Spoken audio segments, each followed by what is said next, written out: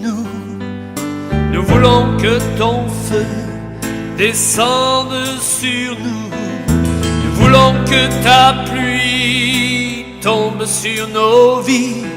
Nous voulons ta nuée pour nous envelopper. Nous t'élevons, ô Dieu.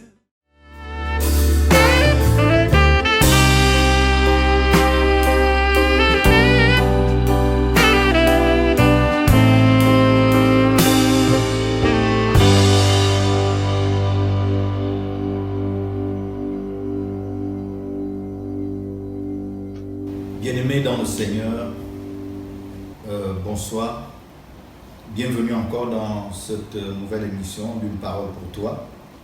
Et nous sommes à notre rendez-vous. Nous parlions la dernière fois de la dette et nous voulons continuer sur ça.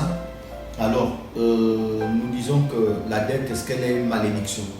Et nous avons compris qu'elle peut être une malédiction en prenant un texte dans la parole de Dieu. Nous avons parlé de ce prophète qui, après sa mort, son créancier est venu réclamer ses enfants pour les amener en esclavage. Et son épouse, la veuve, était obligée de crier vers l'homme de Dieu. Donc on se rend compte que dans cette situation, il y avait pratiquement, et pourtant la Bible nous dit, il met l'emphase en disant qu'il craignait Dieu. Donc c'était un homme qui était sanctifié, consacré, qui marchait selon les principes divins. Mais il avait un problème. Et c'était le problème de la dette. Nous avons vu que lorsque nous regardons, il y a des gens qui prennent leur carte bancaire et laissent la carte chez l'épicier. Et c'est l'épicier qui pratiquement gère son salaire. À la fin du mois, il ne part pas prendre son argent, mais il est obligé d'aller reprendre des articles chez cet épicier. Alors que on comprend bien qu'il y a un problème. Et nous avons vu qu'il y a des gens, dès qu'il y a l'opportunité de s'endetter, ils n'hésitent pas. Il y en a qui ont même des cahiers de bons, comme on appelle ça, des cahiers de bons, où ils vont à chaque fois faire des créances. Et donc, ils ne gèrent pratiquement plus leur compte. Ça devient pratiquement une malédiction. Et ce qui se passe le plus souvent, un exemple qui m'avait frappé une fois, c'est qu'il y a quelqu'un qui prend un bon pour aller payer une autre dette. C'est-à-dire qu'il va aller chez un magasinier, il va prendre une dette, par exemple, d'un congélateur qui coûte 200 000 francs, mais plus que souvent, quand on prend à crédit, on vend plus cher. Donc, on lui met le congélateur à 400 000, il va prendre ça, aller revendre ce congélateur à 200 000 francs pour aller régler une dette de 200 000. Donc, vous vous rendez compte que ça devient une malédiction, c'est un flot. Il rentre dans des principes où il a du mal à s'en sortir. Mais la question que vous me poserez, peut-être, c'est de savoir, mais pasteur, donc on ne doit pas prendre de dette. On ne peut pas faire de dette. Je dis non, ça dépend. Ça dépend. Il y a le moment où la dette est une malédiction. Mais la dette peut être aussi un avantage. En fait, dans ce cas, je parlerai d'emprunt. Par exemple, si vous avez le livre sur votre banquier, que vous voulez construire une maison, même si vous êtes chrétien, parce que j'ai entendu des chrétiens dire on ne prend pas de dette, donc moi je ne peux pas aller emprunter à la banque. Mais non, là vous faites fausse route, parce que lorsque tu vas à la banque pour un emprunt, le banquier va calculer ta quotité cessible.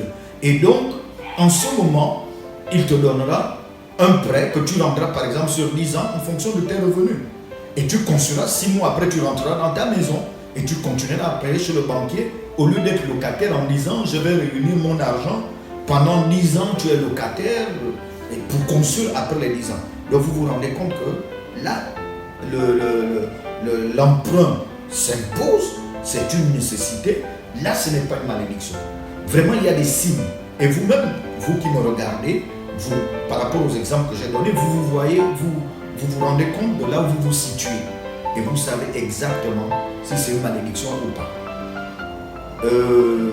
Je voudrais donc parler aussi d'un problème dont les chrétiens, avant de donner les solutions de comment sortir de cet endettement chronique qui est une malédiction, je voudrais également parler de chrétiens qui prêtent avec intérêt. Il y a quelqu'un qui m'avait posé cette question, pasteur, est-ce qu'il est possible qu'un chrétien puisse prêter à un autre chrétien en mettant des intérêts sur son prêt? Alors, la Bible nous parle dans le livre de Néhémie, au chapitre 5, la Bible dit au verset 7, Néhémie chapitre 5, verset 7, « Je résolus de faire des réprimandes aux grands et aux magistrats, et je leur dis, quoi? Vous prêtez intérêt à vos frères. » Et je rassemblais autour d'eux une grande foule. Et je leur dis, nous avons racheté selon notre pouvoir nos frères les Juifs vendus aux nations, et vous vendriez vous-même vos frères. Et c'est à nous qu'ils seraient vendus. Ils se turent, ne trouvant rien à répondre. Puis je dis, ce que vous faites n'est pas bien. Ne devez-vous pas marcher dans la crainte de nos dieux pour n'être pas insultés par les nations, nos ennemis? Moi aussi, mes frères et mes serviteurs, nous leur avons prêté de l'argent et du blé. Abandonnons ce qui nous doit. Donc vous comprenez que systématiquement la Bible n'accepte pas que nous puissions prêter par intérêt à nos frères. Donc si vous avez un frère en Christ qui est dans le besoin, qui vient vous voir pour régler un problème, si vous pouvez prêter, ne mettez pas des intérêts dessus. Maintenant, si vous travaillez comme banquier, ça c'est une autre chose. C'est un investissement, c'est une entreprise, et là, la banque travaille en vendant de l'argent. En fait, la réalité c'est que dans la position du banquier, ce n'est pas vraiment prêter de l'argent, mais c'est vendre de l'argent. Donc vous vendez de l'argent, et c'est normal qu'il y ait des intérêts, qu'il y ait des agios sur ce que vous vendez pour que vous soyez rétribué par rapport à votre travail. Et ça c'est très important.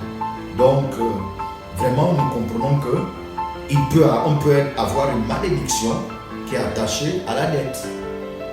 Et donc, bien aimés, faisons attention, regardons ce que nous faisons pour comprendre si nous sommes déjà rentrés dans un cycle de malédiction, c'est-à-dire dans un cycle de malédiction de la dette. Et prochainement, nous allons voir comment sortir de cette malédiction. Que Dieu vous bénisse.